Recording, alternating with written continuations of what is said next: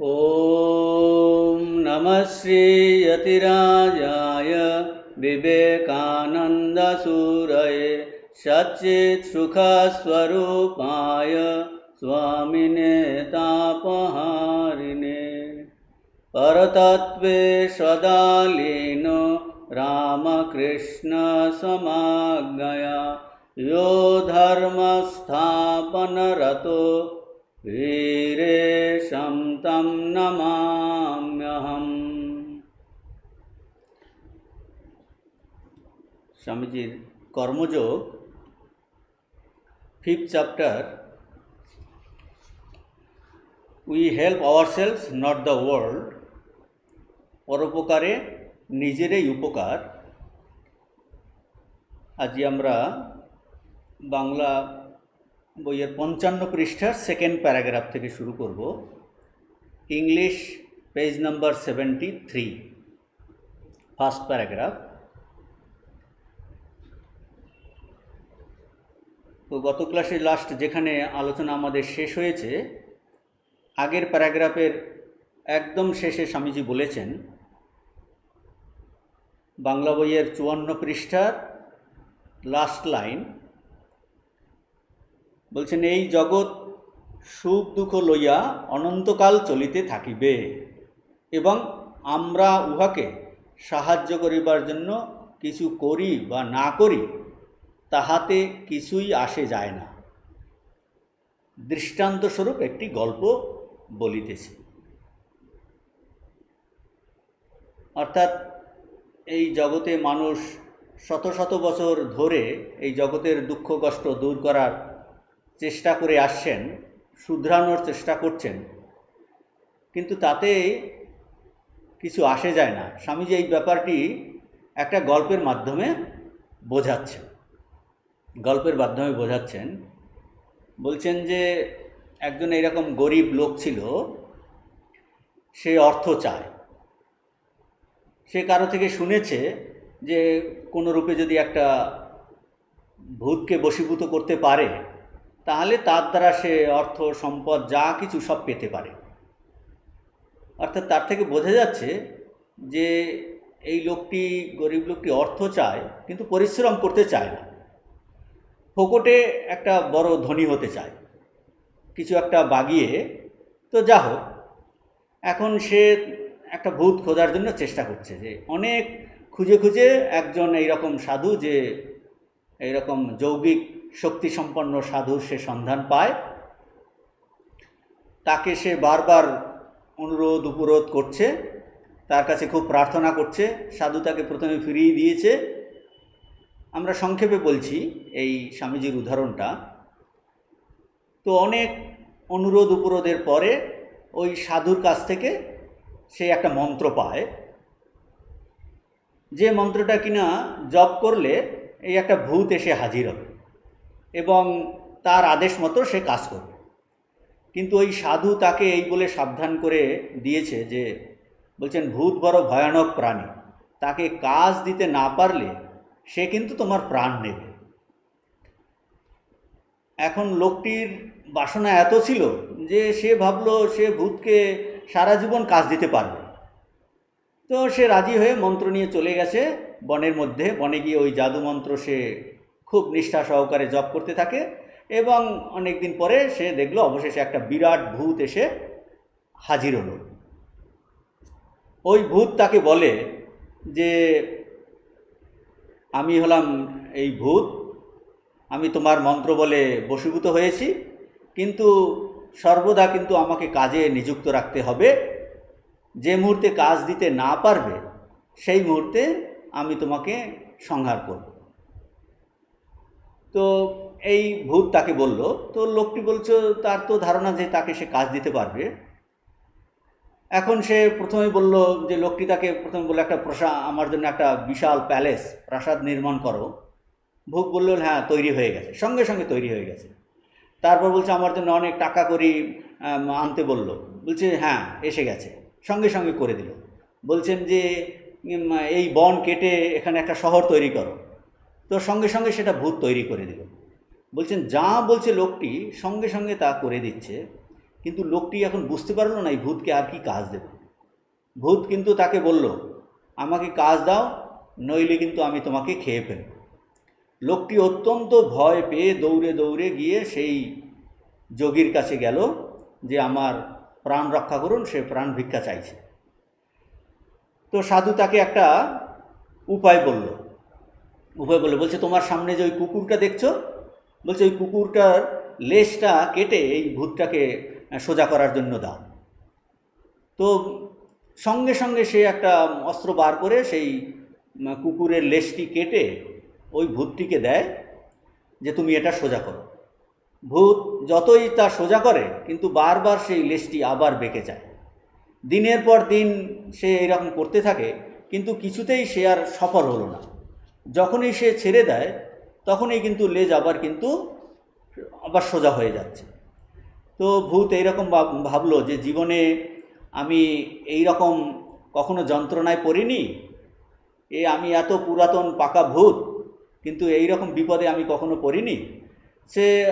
পরে সে ওই লোকটির সঙ্গে একটা সমঝোতা করলো যে তোমার সঙ্গে একটা আপোষ করি, যে তুমি আমাকে ছেড়ে দাও, আমিও তোমাকে যা যা দিয়েছি সব রাখতে দেব, আমি প্রতিজ্ঞা করছি কখনো তোমাকে আর অনিষ্ট করব না। লোকটি তো খুব সন্তুষ্ট হয়ে আনন্দের সহিত এই চুক্তি স্বীকার করল। এই হলো গল্পটি, যে স্বামীজি এই গল্পটা এখানটায় বলেছেন।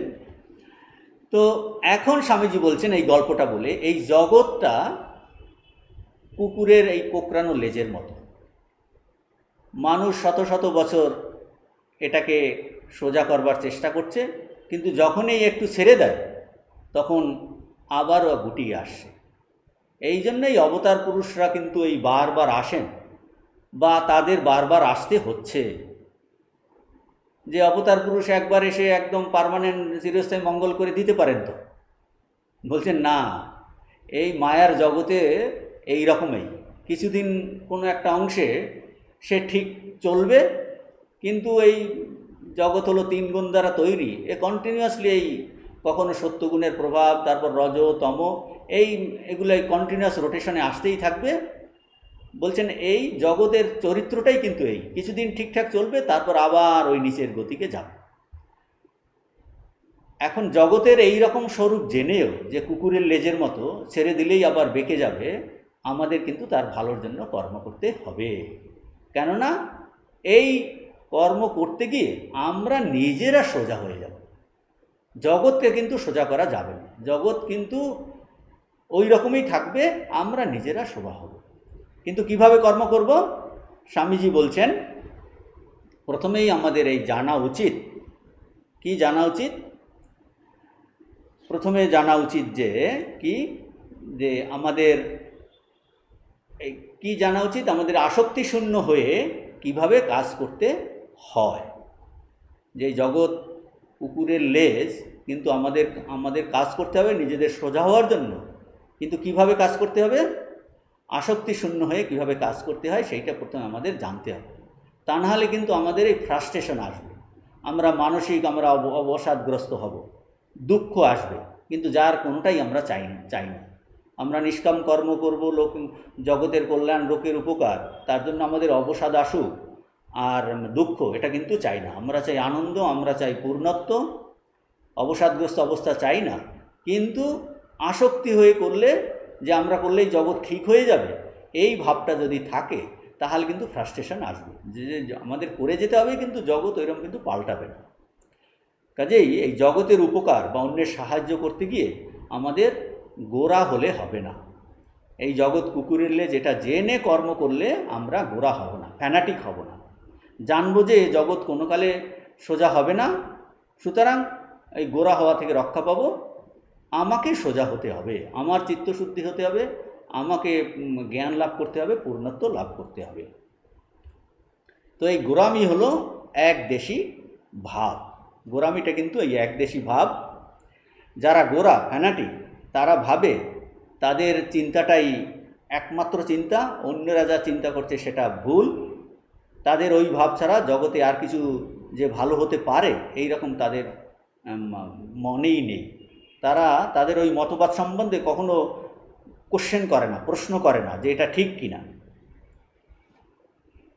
তো এখন এই জিনিসটাকে স্বামীজি এই 57 পৃষ্ঠার সেকেন্ড প্যারাগ্রাফে, আমরা 56 পৃষ্ঠার লাস্টের প্যারাগ্রাফ যে গল্পটা বলার পরে যে স্বামীজির তার অ্যাপ্লিকেশন, যে সেটা আলোচনা করলাম।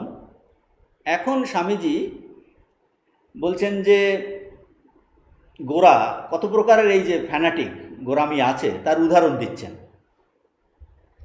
উদাহরণ দিচ্ছেন স্বামীজি এখানটায়, যে কী রকম গোরা বলছে, মদ্য নিবারক, তারপর চুরুট নিবারক, এইরকম অনেক সমিতি আছে।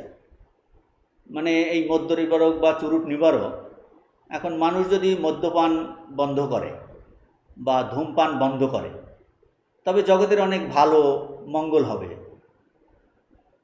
এ পর্যন্ত তো আইডিয়া ঠিকই আছে, এটা ভালো যে এই সব খারাপ অভ্যাস থেকে তাতে তো কল্যাণ তো কিছুই হবেই। কিন্তু এক শ্রেণীর মানুষ কি ভাবে, তারা ভাবে যে ওই দুটো বন্ধ করলেই এই জগৎ স্বর্গেতে রূপান্তরিত হবে, আর কোনো সমস্যা বা দুঃখ থাকবে না। বলছেন এটাই গোরামি। স্বামীজি এই চিকাগোতে দেখেছেন, বলছেন চিকাগোতে কয়েকজন মহিলা একটা হল বাড়ি ভাড়া করেছেন, সেখানে কিছু এই শ্রমজীবীদের কিছু সঙ্গীত আর ব্যায়াম সেখানে শেখাবার ব্যবস্থা আছে। তো তাদের এই সমিতির একজন এই স্বামীজিকে এই মদ্যপান আর ধূমপান প্রভৃতি বিষয়ে যে অনিষ্ট হয় এইগুলো বলেন স্বামীজিকে। তখন মহিলা স্বামীজিকে বলেন যে এইসব যে দোষ সমাজের, এইগুলো প্রতিকারের উপায় কিন্তু তিনি জানেন। স্বামীজি বলছেন কি উপায়টা কি? বলছে উপায় কি এইটা জানতে চাইলে সেই ভদ্রমহিলা স্বামীজিকে বলছেন, আপনি কি এই হল বাড়িটার কথা জানেন না? তো স্বামীজি বলছেন যে তার কথা শুনে আমার মনে হলো যে তার মতে এই মানব জাতির যা কিছু অশুভ, ওই হল বাড়িটা হলো তার অব্যর্থ ঔষধ।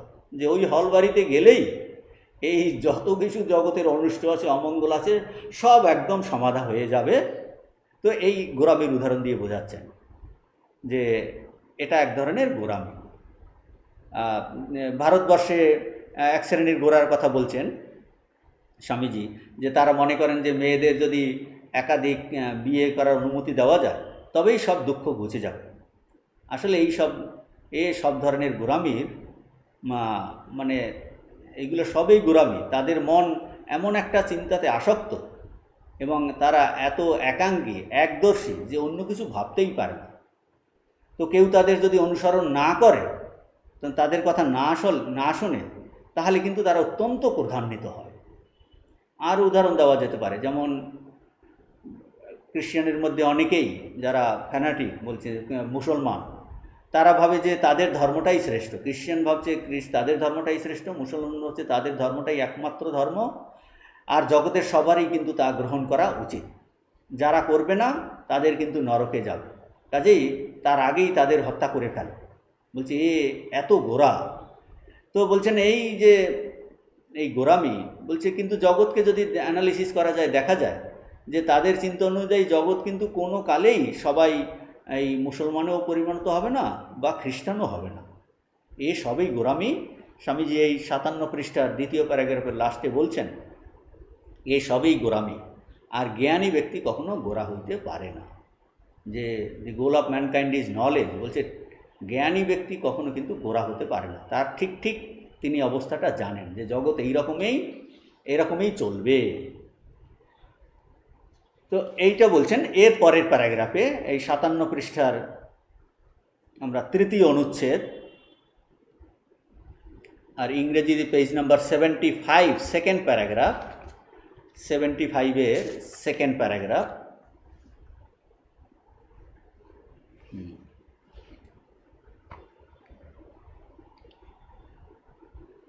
হ্যাঁ, এখানে স্বামীজি প্রথমে বলছেন the world is like dogs curly tail, তার কথা বলছেন। বাংলা বইয়ে দুটো এক্সট্রা প্যারাগ্রাফ আছে, ইংরেজি বইয়েতে সেটা নেই। এই প্যারাগ্রাফে স্বামীজি এই 75-এর সেকেন্ড প্যারাগ্রাফের কয়েকটা 7-8 লাইন পরে এখানটায় বলছেন, if there were no fanaticism in this world, মানে এখানে স্বামীজি এখন বলতে যাচ্ছেন কি এই গোরাদের দ্বারা কি ক্ষতি হয়।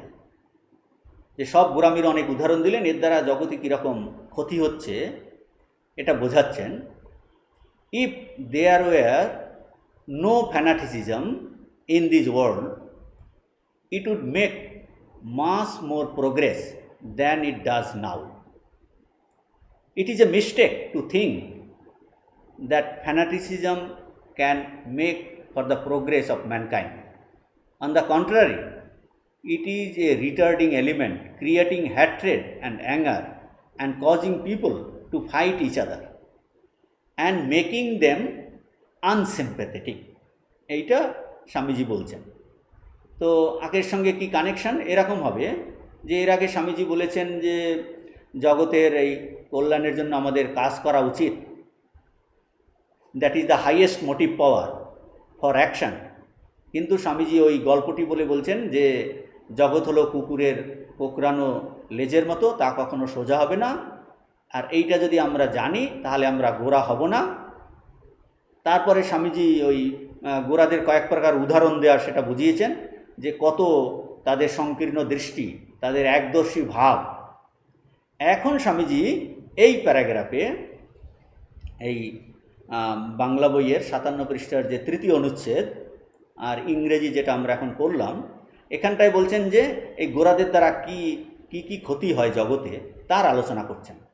বলছেন যে গোড়ারা ঠিক কাজ করতে পারে না, গোড়ারা কিন্তু ঠিক কাজ করতে পারে না। কারণ কি? স্বামীজি কারণ অ্যানালিসিস করছেন। বলছে তাদের দৃষ্টিটাই যেন অন্ধ হয়ে গেছে।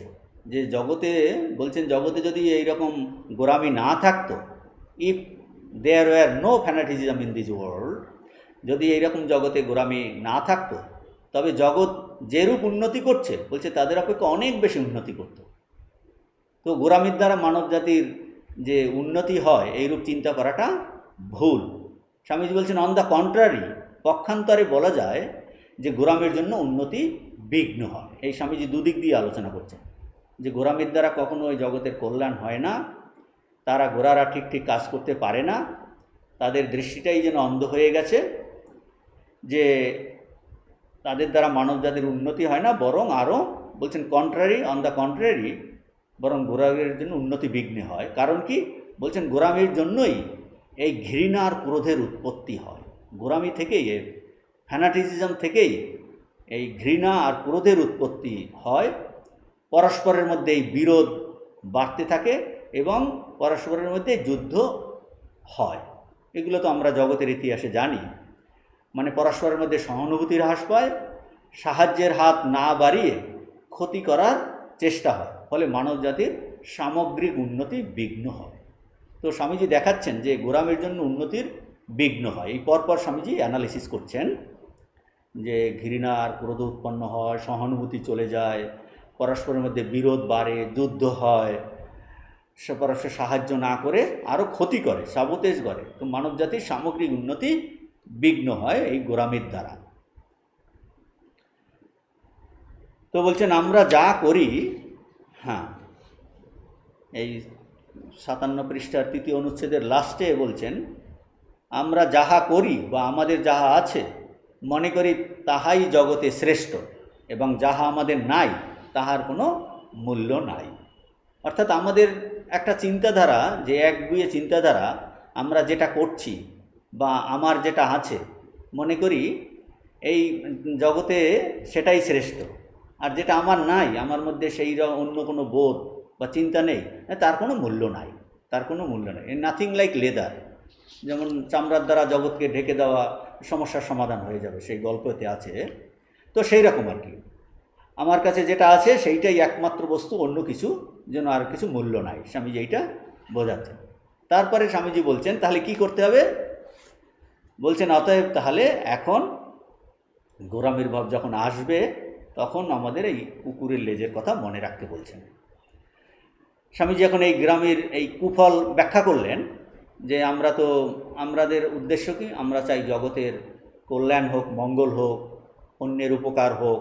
কাজেই এই কর্মযোগ করতে গিয়ে, অন্যের কল্যাণ বা মঙ্গল করতে গিয়ে, উপকার করার সময় কিভাবে এই আমাদের চিন্তা নিয়ন্ত্রিত করতে হবে তা স্বামীজি এখন বলছেন যে অতএব যখন এই গোড়ামির ভাব আসিবে এই যে 57 পৃষ্ঠার শেষ অনুচ্ছেদ, স্বামীজি বলছেন যখনই এইরকম গোঁড়ামির ভাব আসবে তখন সর্বদাই ওই কুকুরের লেজের কথা স্মরণ করতে হবে। বলছে এইটা সবসময় মনে রাখ, অর্থাৎ আমি যেভাবে ভেবেছি সেটাই ভেবেছি যে এইভাবেই হয়তো অন্যের কল্যাণ হবে। বলছে না, তাতে হয়তো ভালো নাও হতে পারে, আমি যেভাবে ভেবেছি অন্যের ভালো নাও লাগতে, সেটা আমার মেথড তার ভালো নাও লাগতে পারে, তাতে তার ক্ষতিও হতে পারে। এইটা স্মরণ রাখা। বলছে এইটা সবসময় মনে রাখো যে তোমার মেথডেই অন্যের কল্যাণ হবে, সেটা কিন্তু নাও হতে পারে। তাছাড়া আমার চিন্তাধারার মধ্যেও হয়তো ভুল আছে, আমি যে একদম পারফেক্ট, যে কোনো ব্যক্তি যে পারফেক্টলি চিন্তা করছে তো তা নয়। মানুষ হলো সে মায়াগ্রস্ত মন, তার মনের মধ্যে বাসনা কামনা আসে, কাজেই তার চিন্তাতেও ভুল আছে। সে ইন্ডিপেন্ডেন্ট থিঙ্কিং বেশিরভাগ মানুষেরই নাই। তো আমাদের চিন্তাধারার মধ্যেও ভুল আছে, তা বিচার বিশ্লেষণ করা এবং বোঝা যে আমার পদ্ধতি অনুসরণ করলে জগৎ ভাবছিলাম স্বর্গে পরিণত হবে হবে কিন্তু সেটাতে ভুল আছে, আসলে পরিণত হবে না, স্বর্গে পরিণত হবে না। আপনি বা আমি কিছু চিন্তা করলাম, সেটা হয়তো কাজে প্রয়োগ করার চেষ্টা করলাম, ইমপ্লিমেন্ট করার চেষ্টা করলাম, কিন্তু জগৎ যে সুরসুর করে সেটা আমাদের অনুসরণ করবে তা নাও হতে পারে, নাও হতে পারে। সেই জন্য স্বামীজি বলছেন জগতের জন্য তোমার উদ্বিগ্ন বা বিনিদ্র হইবার প্রয়োজন নাই। জগতের জন্য বলছে উদ্বিগ্ন হওয়ার প্রয়োজন নেই, আর না ঘুমিয়ে এই তা থাকছি বলছে সেটারও প্রয়োজন নাই। আমাকে ছাড়া জগৎ ঠিক চলে যাবে। অর্থাৎ কি না, আমাদের এই যে নিজেদের অহংকার অভিমান, বলছে এইটাকে ছাড়তে হবে, আমার ইম্পর্টেন্স কমাতে হবে। আমি যেটা ভেবেছি সেটাই ঠিক, অন্যটা ঠিক নয়, এইভাবেই জগতের মঙ্গল হবে, স্বর্গে পরিণত হবে। বলছে না, আমার এই অহংকার অভিমান ছাড়তে হবে। যখনই আপনার বা আমার মধ্যে এই গোঁড়ামি থাকবে না, আমরা তখনই বলছেন স্বামীজি যে ঠিকভাবে কাজ করতে পারবো। যে গোঁড়ামির ভাব যখন চলে যাবে, যে আমার সাহায্য ছাড়াও জগৎ চলে যাবে, তো তখনই বলছেন আমরা ঠিক ভালোভাবে কাজ করতে পারবো। সেটা স্বামীজি এখন সুন্দর করে বলছেন যে তোমাকে ছাড়াই জগৎ ঠিক চলিয়া যাইবে, যখন তোমার এই গোঁড়ামি থাকিবে না, কেবল তখনই তুমি ভালোভাবে কাজ করিতে পারিবে। এরপর বলছেন এই 4টে জিনিসের কথা বলছেন। যার মাথা খুব ঠান্ডা, 2 নম্বর বলছেন যে শান্ত এবং সর্বদা উত্তম রূপে বিচার করে কাজ করে। 3 নম্বরে বলছেন যার স্নায়ু সহজে উত্তেজিত হয় না। এবং 4 নম্বরে বলছেন যার গভীর প্রেম ও সহানুভূতি আছে, সেই সংসারে ভালো কাজ করে এবং এই রূপে নিজেরও কল্যাণ সাধন করে। খুব সুন্দর 4টি ক্রাইটেরিয়া বললেন যে কে ঠিক কল্যাণ কাজ করতে পারে, জগতের কল্যাণ করতে পারে, মঙ্গল করতে পারে এবং নিজেরও সে কল্যাণ আর মঙ্গল করে। মাথা ঠান্ডা, শান্ত ও সর্বদা উত্তম রূপে বিচার করে কাজ করে, যার স্নায়ু সহজ উত্তেজিত হয় না এবং যার গভীর প্রেম ও সহানুভূতি আছে। বলছেন সেই সংসারে এই জগতে ঠিকভাবে ভালো কাজ করতে পারে আর নিজেরও কল্যাণ সাধন করে। অর্থাৎ কিনা স্বামীজি বলতে চাইছেন যে গোঁড়ামি না থাকলে মানুষের ব্যক্তিত্বে কি গুণাবলীর সমাবেশ হয় তা বলছেন। অর্থাৎ স্বামীজি এই দিক নির্দেশ করছেন আমাদের জন্য যে নিজের কল্যাণ ও জগতের কল্যাণের জন্য আমাদের জীবনে কি ভাব ও গুণাবলীর চর্চা করা দরকার, তার জন্য নিরন্তর আমাদের প্রয়াস করা উচিত, এটা স্বামীজি বলছেন। তো এই প্রসঙ্গে এই স্বামীজির যে এই 4টে গুণাবলীর কথা বললেন, তো এর একদম পূর্ণমাত্রায় বিদ্যমান আমরা একটা খুব ক্লাসিক্যাল এক্সাম্পল দ্বারা এটা বুঝতে পারি। স্বামীজির যে গুরু ভাই স্বামী শারদানন্দজি, শরৎ মহারাজ ঠাকুরের শ্রীরামকৃষ্ণের সাক্ষাৎ পার্ষদ, তার জীবনের কয়েকটা ঘটনা বললে এখানে অপ্রাসঙ্গিক হবে না। আমরা এই স্বামীজি যে গোঁড়ামি না থাকলে এবং যার মধ্যে এই কি গুণাবলী থাকলে সে ঠিক কাজ করতে পারেন, এই শরৎ মহারাজ তার একটা ক্লাসিক্যাল এক্সাম্পল। তো এই তার জীবনের কয়েকটা ঘটনা এই বললে ব্যাপারটা আমাদের বোধগম্য হবে। প্রথমেই যদি আমরা দেখি তার জীবনে যদি দেখা যায়, তার জীবনের যে যত আম, আহ, লোককল্যাণমূলক এই যে কাজের কি বিশাল তার পরিধি। বলছেন শারদানন্দী প্রসঙ্গ এলেই এই কয়েকটা জিনিস সামনে আসে, যে শ্রী শ্রী রামকৃষ্ণ লীলা প্রসঙ্গ তার লেখক হলেন স্বামী শারদানন্দ, যে ঠাকুরের যে প্রামাণ্য জীবনী এবং সমস্ত শাস্ত্র সহায় অবতার পুরুষদের জীবন অ্যানালিসিস করে, সমস্ত ধর্মের রহস্য অ্যানালিসিস করে যে তার জীবন। তো বলছেন যে এই শ্রী রামকৃষ্ণের লীলা প্রসঙ্গ এর লেখক হলেন স্বামী শারদানন্দ। আর কি, মা শারদা দেবী শ্রী শ্রী মায়ের ভারী, তার সেবক স্বামী শারদানন্দ। আর কি, স্বামীজি যে রামকৃষ্ণ মঠ এবং রামকৃষ্ণ মিশন স্ট্যাবলিশ করেছেন তার প্রথম সম্পাদক স্বামী শারদানন্দ। তারপর গীতার প্রবক্তা স্বামী শারদানন্দ। ভারতের শক্তি পূজা এই গ্রন্থের স্মরণীয় লেখক হলেন স্বামী শারদানন্দ। যে এত তার বিশাল কাজের পরিধি, তিনি তখনকার দিনে অনেকগুলো, যে স্বামীজির নামে অনেক সোসাইটি তৈরি হয়েছে, তার সেক্রেটারি ছিলেন, তাদের কাজকর্ম দেখতেন। কত দুঃখী বিধবা ভিখারি, বলছে তাদের আশ্রয়স্থল ছিলেন স্বামী শারদানন্দ। তো বলছেন যার এই কাজের পরিধি এত বিস্তৃতি, কীরকম ছিলেন এই মানুষটি। দু চারটে ঘটনা বলছেন। এই শারদানন্দজির অন্যতম যে চরিত্রের অন্যতম প্রধান বৈশিষ্ট্য কী ছিল, তিনি কিছুতেই উত্তেজিত হতেন না, যে সর্বদা ধীর স্থির, এটা ছিল তার চরিত্রের একটা প্রধান বৈশিষ্ট্য। তিনি কখনো উত্তেজিত হতেন না। এইরকম কোনো কারণে স্বামীজি একবার তাকে খুব কঠোর ভাষায় বকছেন, তখন কিন্তু তিনি রামকৃষ্ণ মঠ মিশনের সাধারণ সম্পাদক। তো স্বামীজি খুব বকছেন, কিন্তু শারদানন্দজির মধ্যে কোনো প্রতিক্রিয়া দেখা গেল না, যেন কিছুই হয়নি। তার এই নির্বিকার ভাব দেখে স্বামীজি যেন একেবারে কিছুটা হতাশ হয়েই বললেন যে এর যেন একজন বেলে মাছের রক্ত, কিছুতেই তাতে না।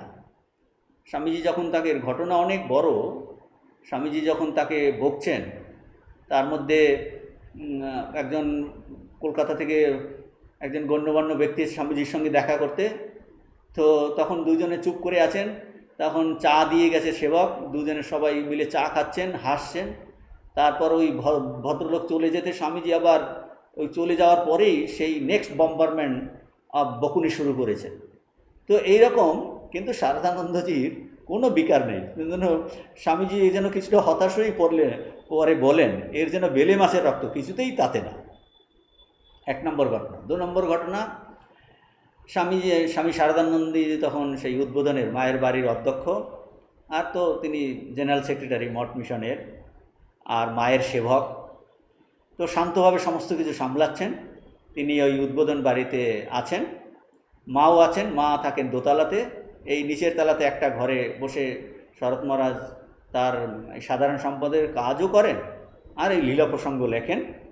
তো সমস্ত কাজ এখানে বসে সম্পাদন করেন।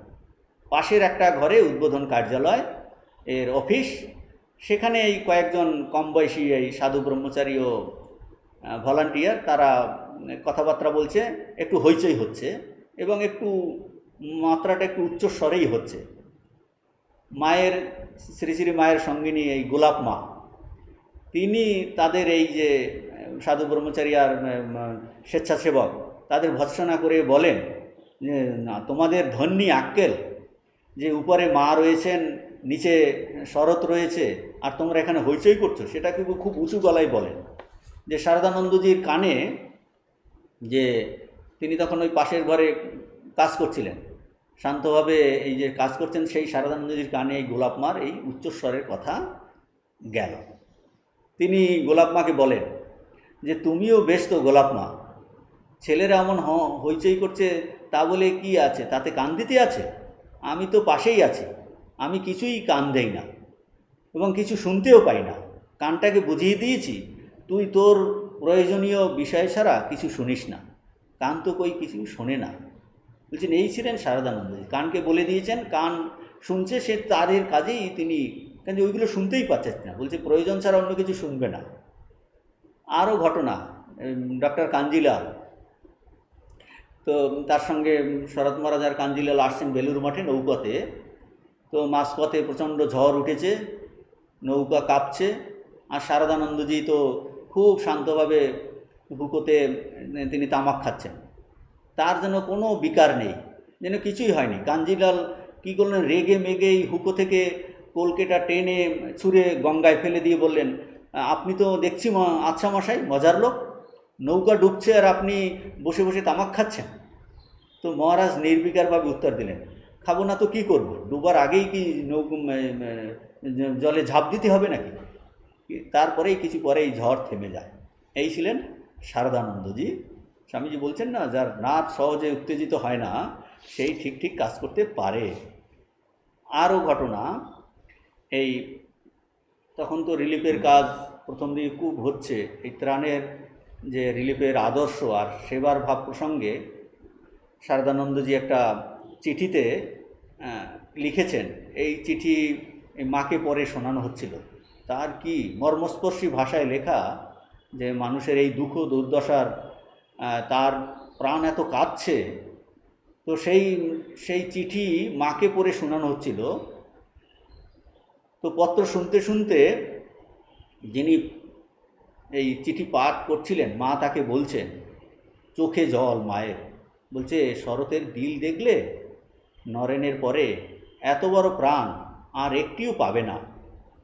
ব্রহ্মজ্ঞ হয়তো অনেক পাবে, অনেক আছে, শরতের মতো এত হৃদয়বান দিল দরিয়া লোক ভারতবর্ষে নেই, সমস্ত পৃথিবীতে নেই।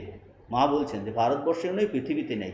এত যে এই বিশ্লেষণ, এই উক্তি স্বয়ং জগদম্বার, যে শরৎ মহারাজ এই যে তার হৃদয়ে মানুষের জন্য তার এত ভালোবাসা, যে কষ্ট হৃদয় বিদারিত। তো অপরের জন্য এই কেউ অন্তরালের, কেউ অগোচরে, লোক দৃষ্টির অগোচরে কিন্তু শরৎ মহারাজ কত এই দুঃখী দুস্থ মানুষদের সেবা করতেন। একজন ভক্ত ছিলেন খোকানি বলে, পার্সি ভক্ত। সে তার যক্ষা রোগ হয়েছে। এক দুপুরে শরৎ মহারাজ ট্রাম খাওয়া দাওয়ার পরে ট্রামে করে গেছেন সেই বরং কলকাতাতে, তাকে দেখতে যান। সে সংক্রামক ব্যাধিতে ভুগছে, কিন্তু মহারাজ গেছেন। সে তো অবাক, এত আনন্দিত। সে তার বাজার থেকে একটু ফল আনিয়ে কারোর দ্বারা সে কেটে তখন কাশছে, তার কিছু থুতু এই ফলের মধ্যেও যাচ্ছে। তো এই যে তা শরৎ মহারাজকে খেতে দিচ্ছেন। তো এই সংক্রামক ব্যাধিতে যিনি মৃত্যুগ্রস্ত, তার দেওয়াই ফল মিষ্টি শরৎ মহারাজ নির্বিকার চিত্তে গ্রহণ করে, এবং তিনি বুঝিয়ে দিলেন যে কি মহৎ উদার হৃদয় ছিল তার। বলছেন যে ভক্তি করে যা খেতে দেয়, ঠাকুর বলতেন, তাতে কোনো ক্ষতি হয় না। তো আমরা এই কয়েকটা ঘটনা আলোচনা করলাম, যে স্বামীজি যে বক্তব্যের কথা বলছিলেন, যে যার গোরামি নেই, মাথা খুব ঠান্ডা, শান্ত, সর্বদা উত্তম রূপে বিচার করে কাজ করে, যার স্নায়ু সহজে উত্তেজিত হয় না, এবং যার এই গভীর প্রেম ও সহানুভূতি আছে, সেই সংসারে ভালো কাজ করতে পারে, এবং এই রূপে সে নিজেরও কল্যাণ সাধন করে। এইটা বোঝানোর জন্য আমরা এই শরৎ মহারাজের প্রসঙ্গ আনলাম, যে এগুলো স্বামীজির শুধু উপদেশ নয়, তার জীবন, তার গুরু ভাইদের জীবন এই রকম যে দেখাচ্ছেন যেটা সম্ভব। এখন আমরা এই পূর্বের প্রসঙ্গে ফিরে আসি। পূর্বের প্রসঙ্গ যেটা চলছিল,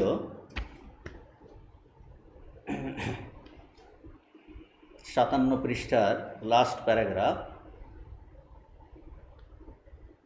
যে স্বামীজি বলছিলেন যে আপনাকে আমাকে ছাড়াই এই সারা জগৎ চলবে না, এটা হলো গোরামি। যখন আমাদের এই গোরামির ভাব থাকবে না, তখন আমরা জানবো আমাকে ছাড়াই জগৎ ঠিক ঠিক চলে যাবে, এবং কেবল তখনই আমরা ভালোভাবে কাজ করতে পারি।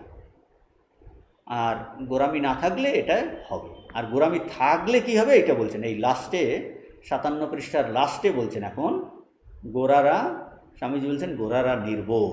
যে গোরামি থাকলে কি হয় বলছে, প্রথমেই বলছেন তাদের দিক দিয়ে যদি দেখা যায়, এই বলছেন গোরারা কিন্তু নির্বোধ, সহানুভূতিহীন, তারা ঘৃণা করে, ক্রোধী হয়, তারা জগৎকে সোজা করতে তো পারেই না। তারা ভেবেছিল জগৎকে সোজা করবে, কিন্তু জগৎকে সোজা করতে তো পারেই না, বরং জগতের উন্নতিতে বাধাস্বরূপ হয়। যেটা কি করে বাধাস্বরূপ হয় স্বামীজি আগেও আলোচনা করেছেন। এবং তারা এই গোরারা নিজেরাও পবিত্রতা প্রাপ্ত হয় না, পূর্ণতা লাভ করতে পারে না, এবং তাদের কর্ম চিত্তশুদ্ধিতে সহায়তা করে না, এই বলছেন। এরপরে আমরা চলে যাচ্ছি নেক্সট প্যারাগ্রাফে, বাংলা বইয়ের 58 পৃষ্ঠার দ্বিতীয় অনুচ্ছেদ। স্বামীজি এই গোরামির প্রসঙ্গে আরও দৃষ্টান্ত দিচ্ছেন। ইংরেজি বইয়ে এই প্যারাগ্রাফ নেই, বাংলা বইয়েতে আছে। গোরামির প্রসঙ্গে স্বামীজি বলছেন যে আমি দুটি জাহাজের কথা বলে, এই আমেরিকাতে এই লেকচার দিচ্ছেন তো, বলছেন নোয়ার আর্ক আর মে ফ্লাওয়ার, এই দুটো জাহাজের কথা স্বামীজি আনেন। তো বলছেন ইহুদিদের বক্তব্য কি, তারা বলেন যে সমুদায় সৃষ্টি এই নোয়ার আর্ক থেকে এসেছে। আর মার্কিনরা মানে আমেরিকাবাসীরা বলে যে জগতের অর্ধেক লোক এই মে ফ্লাওয়ার জাহাজ থেকে এসেছে। স্বামীজি বলছেন এই আমেরিকার বেশিরভাগই লোকের এই কল্পনা তার পিতা বা পিতামহ প্রপিতামহ এই মে ফ্লাওয়ার জাহাজ থেকে এসেছে। বলছেন এও এক ধরনের গোরামি। এই কত ধরনের গোরামি স্বামীজি বলছেন। আর বলছেন যে গোরারা শতকরা এই 90 জনের যকৃৎ দূষিত, স্বামীজি বলছেন, অথবা তাদের অজীর্ণ রোগগ্রস্ত, অথবা তাদের কোনো না কোনো প্রকার ব্যাধি আছে। স্বামীজি যে বলছেন তাদের কোনো না প্রকার ব্যাধি আছে। বলছেন এই পরে ডাক্তাররা বলে চিকিৎসকরাও বুঝবেন যে গোরামি এক প্রকার রোগ বিশেষ। এত এই গোরামি নিয়ে স্বামীজি আলোচনা করছেন যে ফ্যানাটিজিজম বর্তমানে এই ভগবান শ্রী রামকৃষ্ণ এসেছেন এই সমস্ত ধরনের এই যে গোরামি, মতুয়ার বুদ্ধি, ফ্যানাটিজম, এটা দূর করার জন্য। আমারটাই শ্রেষ্ঠ, আমারটাই পথ, অন্যেরটা পথ নয়, কিছু ভুল আইডিয়া। তো স্বামীজি বলছেন এই গোরামিটা একটা ইটস এ ডিজিজ, এটা একটা রোগ বিশেষ। তো তারা অজীর্ণ রোগগ্রস্ত, যকৃৎ দূষিত, বিভিন্ন প্রকার ব্যাধিগ্রস্ত, স্বামীজি বলছেন। আর বলছেন আমি জীবনে এইরকম অনেক গোরা দেখেছি। আর স্বামীজি প্রার্থনা করছেন প্রভু আমাকে গোরামি থেকে রক্ষা করুন। এই বলছেন 58 পৃষ্ঠার এই সেকেন্ড প্যারাগ্রাফের লাস্টে এইটা বলেছেন। এখন আসছে এই 58 পৃষ্ঠার লাস্ট প্যারাগ্রাফ, যে এই লাস্ট প্যারাগ্রাফে স্বামীজি বলছেন যে যারা এই ফ্যানাটিক মানে গোরা, তাদের হৃদয়ে আসলে প্রকৃত ভালোবাসা নেই। মানে তারা ভেবেছিল যে তারা ভালোবেসে জগতের কাজ করছে, বলছে না, তাদের হৃদয়ে কিন্তু এই প্রকৃত ভালোবাসা নেই। যে এখন ওই আগের যে প্রসঙ্গ টেনে বলছেন, স্বামীজি বলছেন তোমরা কি বলতে চাও যে এই মদ্য নিবারক গোরারা এই মাতাল বেচারাদের বাস্তবিক ভালোবাসে? বলছে মোটেও না। তাদের এই গোরাদের গোরামির কারণ এই যে তারা এই গোরামি করে নিজেরা কিছু লাভের প্রত্যাশা করে। বলছেন যুদ্ধ শেষ হওয়া মাত্র এরা লুণ্ঠনে অগ্রসর হয়। এই গোরাদের দল থেকে বের হয়ে আসতে পারলেই কি শিখবে? বলছেন কী রূপে প্রকৃতপক্ষে ভালোবাসতে হয়। মানে এই গোরামি থেকে বেরিয়ে এলেই আমরা ঠিক শিখতে পারবো কী রূপে প্রকৃত ভালোবাসতে হয়। মানে অন্যের প্রতি সহানুভূতি সম্পন্ন হতে হয়, সহানুভূতি করতে হয়। তখনই তোমাদের পক্ষে মাতালের সঙ্গে সহানুভূতি করতে হবে। তখনই বুঝবেন, স্বামীজি বলছেন, সেও তোমার মতো একজন মানুষ। যে কোনো কারণে এই রকম সে এই ড্রাঙ্কার্ড হয়ে গেছে, বলছেন তখনই বুঝবে তোমার যদি গোরা ভাব না থাকে, ফ্যানাটিক ভাব না থাকে, ফ্যানাটিসিজম না থাকে, তখন বুঝবে যে সেও কিন্তু তোমার মতো একজন মানুষ। যে তোমরা বুঝতে চেষ্টা করবে যে নানা অবস্থা চক্রে পড়ে সে ক্রমশ অবনত হয়েছে। আর বুঝবে যদি তুমি তার মতো অবস্থায় পড়তে হয়তো আত্মহত্যা করতে। বলছে এই গোরামি না থাকলেই আমাদের এই রিয়েলাইজেশন আসবে যে সে কি অবস্থাতে পড়ে এইরকম সে এইরকম মদ্যপ হয়ে গেল। বলছে ঠিক তুমি তখন বুঝতে পারবে, তার প্রতি সহানুভূতি সম্পন্ন হবে যে সেও একজন মানুষ, বিভিন্ন অবস্থা চক্রের মধ্য দিয়ে এই অবস্থাতে এসেছে। বলছে তখন এই তার প্রতি সহানুভূতি সম্পন্ন হবে।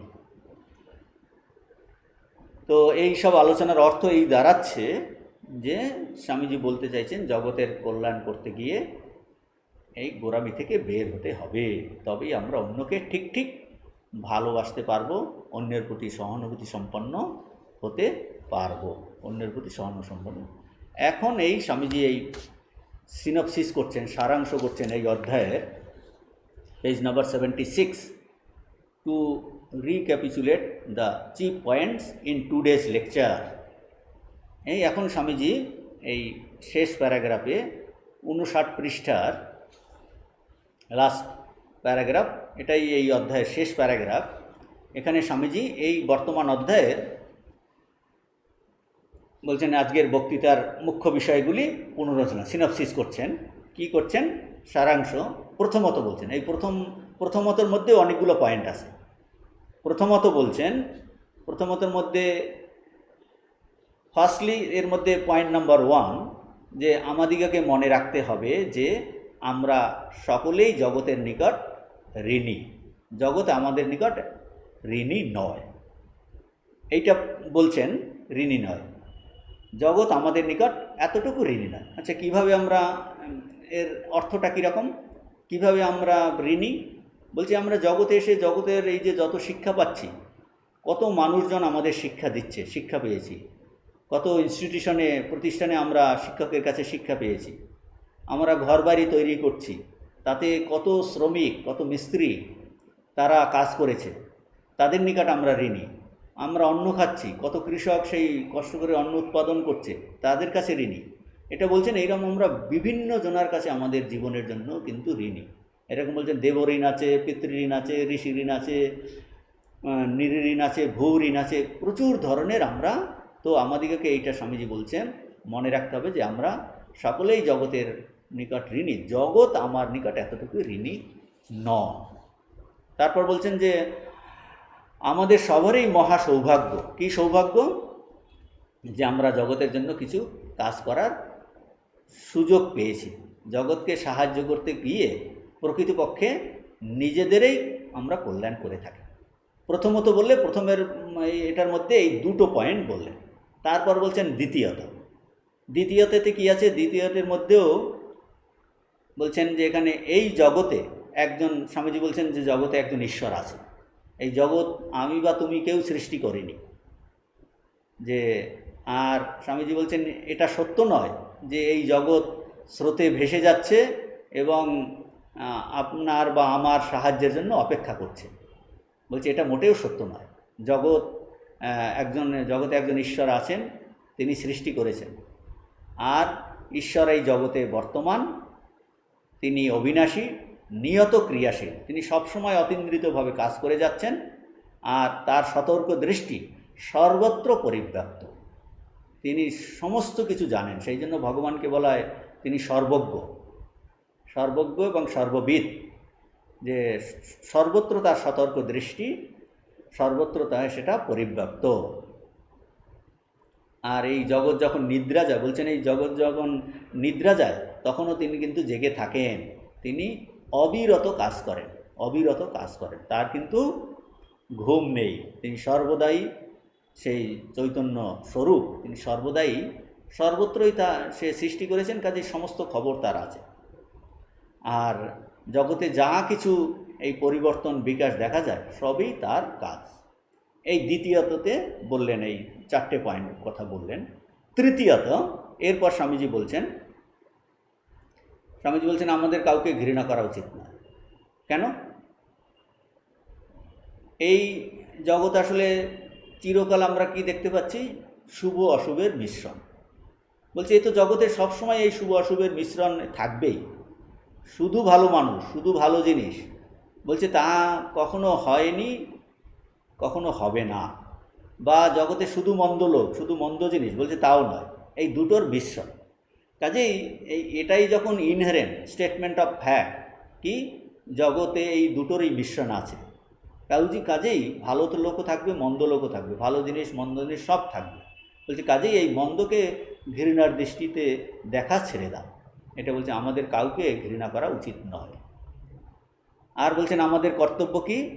এই দুর্বলের প্রতি সহানুভূতি প্রকাশ করা এবং অনিষ্টকারীকেও ভালোবাসা, মানে সবার মধ্যেই যেই সেই ভগবানকে দেখার চেষ্টা করা, সর্বরূপে ঈশ্বরই আছেন। বলছেন এই চেষ্টা করতে করতেই আমরা সফলতায় পৌঁছে যাব। অনিষ্টকারীর মধ্যেও তাকেও ভালোবাসা, তার মধ্যেও ঈশ্বরকে দেখার চেষ্টা। আর বলছেন যে এই জগৎ একটা বিশাল যেন ব্যায়ামাগার, জিমনাসিয়াম, একটা নৈতিক ব্যায়ামশালা। এখানে আমাদের এই অনুশীলন করতে হবে, যাতে কি আমরা ব্যায়ামাগারে যাই, সেখানে শরীরচর্চা করে আমরা শরীর স্বাস্থ্য ভালো থাকে। বলছে আমরাও এই জগৎ একটা জিমনাসিয়াম, ব্যায়ামাগার, ব্যায়ামশালা। এখানে আমাদের অনুশীলন করতে হবে, যাতে দিন দিন আমাদের আরও শক্তিশালী চরিত্র গঠন করতে পারি এবং শক্তিশালী চরিত্র গঠনের মাধ্যমে আরও বেশি আধ্যাত্মিক শক্তি লাভ করতে পারি। এটা বলছেন এটা একটা নৈতিক ব্যায়ামশালা। এই জগতে এসেছি, কাজেই এখানে আমরা আরও শ্রেষ্ঠ চরিত্র গঠন করার সুযোগ পাচ্ছি, শক্তি লাভ করার, আধ্যাত্মিক শক্তি লাভ করার। এই তৃতীয়ত বললেন। চতুর্থত বলছেন আমাদের কোনো প্রকার গোঁড়া হওয়া উচিত নয়। যেটা এতক্ষণ আলোচনা হলো সেটাই এখন আসছে, যে কারণ গোঁড়ামি হলো ভালোবাসার বিপরীত, প্রেমের বিপরীত। তো আমাদের কোনো প্রকার গোঁড়া হওয়া উচিত নয়, যে কর্মযোগ করতে গেলে লোকের কল্যাণ উপকার করতে গিয়ে কোনো প্রকার আমাদের গোঁড়া হওয়া উচিত নয়, কারণ সেটা প্রেমের বিপরীত। গোঁড়ামি এলেই কিন্তু আমরা ঠিকভাবে ভালোবাসতে পারবো না, জিনিসগুলো বুঝতেও পারবো না, আসক্তি থেকে যাবে। স্বামীজি বোঝাচ্ছেন যে কত এই গোঁড়ামির জন্য কত ভুল হয়, দৃষ্টিভঙ্গি মানে অন্ধদৃষ্টি এসে যায়। বলছে গোঁড়ারা ফস করে বলে দেয় আমি পাপীকে ঘৃণা করি না, পাপকে ঘৃণা করি। বলছেন এই যে প্রকৃতপক্ষে এই পাপ ও পাপীর মধ্যে যে পার্থক্য, বলছেন এই পার্থক্য করতে পারে এমন, স্বামীজি বলছেন এমন মানুষ দেখার জন্য আমি দূর দূরান্তেও যেতে রাজি আছি। বলছেন এই রকম বলা খুব সহজ, যদি আমরা নিজেরা উত্তমরূপে বিচার বিশ্লেষণ করি তাহলে দেখতে পাবো যে এই পাপই আর পাপকে আমরা আলাদা করতে পারছি না। এইগুলোই এটাকে বলে দ্রব্য আর গুণ। এইগুলো এই বুদ্ধিস্টিক ফিলোসফিতে আছে, এই কোয়ালিটি। বলছেন দ্রব্য আর গুণ, এই উত্তম রূপে দ্রব্য আর গুণের মধ্যে পার্থক্য করতে পারে, এটা কারা পারে? একমাত্র সিদ্ধ পুরুষ। যে একটা মানুষ আলাদা এবং তার যে গুণ, পাপ গুণ, বলছে সেটা আলাদা। এই সাবস্ট্যান্স অ্যান্ড কোয়ালিটিস, এই নিয়ে আলোচনা আছে, স্বামীজির বিভিন্ন জায়গাতে এগুলো আলোচনা করছেন, যে আমরা এই দুটো আলাদা করতে পারি না। যেটা কারা একমাত্র আলাদা করতে পারে? বলছে একমাত্র ব্রহ্মজ্ঞ পুরুষ। কীরকম? যে তারাই কি সাবস্ট্যান্স, মানুষকে দেখলেই দেখবে সে আত্মবস্তু, তার বাইরের এই যে শরীর মন, তার মনের সংস্কার, এগুলো হলো গুণ, এইগুলো সে দেখবেই না। ঠাকুর বলছেন এই রতির মার মধ্যেও মাকে দেখছেন, সমস্ত কিছুর মধ্যেই সেই। বলছেন যে মদ্যপান করে তারা বেলাল্লাপানা করছে, ঠাকুর বলছেন বাহ বেশ সুন্দর হচ্ছে। তার দৃষ্টি কি? তিনি এই যে গুণ, তিনি এই আলাদা করছেন, যে দ্রব্য থেকে, দ্রব্য মানে কি এর মধ্যেও মা আছে, সেটা হলো সাবস্ট্যান্স। কোয়ালিটিজ মানে বাইরের সে মদ্য বা বাইরের সে পতিতাবৃত্তি করছেন, বলছে এইটা দেখছেন না, এইটা কিন্তু দেখছেন না। তার মানে তিনি পাপ আর পাপীকে আলাদা করছেন, পাপীকে তার থেকে আলাদা করতে পারছেন। এই একমাত্র ব্রহ্মজ্ঞ পুরুষ বলে। বলছে গোঁড়ারা ফস করে বলে ফেলে যে আমি পাপকে ঘৃণা করি, পাপীকে করি না। বলছে এটা বলা খুব সহজ, এইরকম বলছে এইরকম যে করতে পারে, এইরকম মানুষ দেখার জন্য আমি দূর দূরান্তে যেতে পারি। তো ওইরূপ করা বড় সহজ নয়, বরং যদি আমরা একটু শান্ত মনে বিচার করলেই বুঝতে পারবো পাপীকে ঘৃণা করি না, পাপকে ঘৃণা করি, এটা বলা একটা কথার কথাবার্তা, আমরা এটা পারি না। বলে গোঁড়ারা তো পারেই না, এ একদম কোটিতে গোটি পারে। তো স্বামীজি এই লাস্টে বলছেন বরং যতই আমরা ধীর স্থির হব এবং আমাদের এই স্নায়ুসমূহ যত শান্ত হবে, ততই আমরা অধিকতর প্রেম সম্পন্ন হব এবং ভালো রূপে কর্ম করতে পারব। এই বলে স্বামীজি এখানটায় এই শেষ করছেন এই প্যারাগ্রাফের এই সিনপসিস করে, যে যদি আমরা উত্তম রূপে দ্রব্য গুণের পার্থক্য করিতে পারি তবে তো আমরা সিদ্ধ হয়ে যাই। বলছে এইটা আলাদা করতে বলে সিদ্ধই হয়ে যায়। তাই দ্রব্যটা কি হবে? দ্রব্য হবে যে আমাদের মধ্যে যে প্রকৃত যে বস্তু আছে, সাবস্ট্যান্স, মানে আমরা সেই আত্মবস্তু, চৈতন্য স্বরূপ। বলছে এইটা যে যার উপলব্ধি হয়ে যায়, বলছে সে তো সিদ্ধই হয়ে যায় আমরা। ওইরূপ করা বড় সহজ নয়। অধিকন্তু যতই আমরা ধীর স্থির হইব এবং আমাদের স্নায়ুসমূহ যত শান্ত হবে, ততই আমরা অধিকতর এই প্রেম সম্পন্ন হব, আমাদের ভালোরূপে কর্ম করতে আমরা সমর্থ হব। এই বলে স্বামীজি এই অধ্যায় শেষ করছেন। পরোপকারে নিজের এই উপকার, এই অধ্যায় শেষ করছেন। আমরা এখানেই শেষ করছি। পরের দিন আমরা হয়তো পরের অধ্যায় শুরু করব। ঠিক আছে।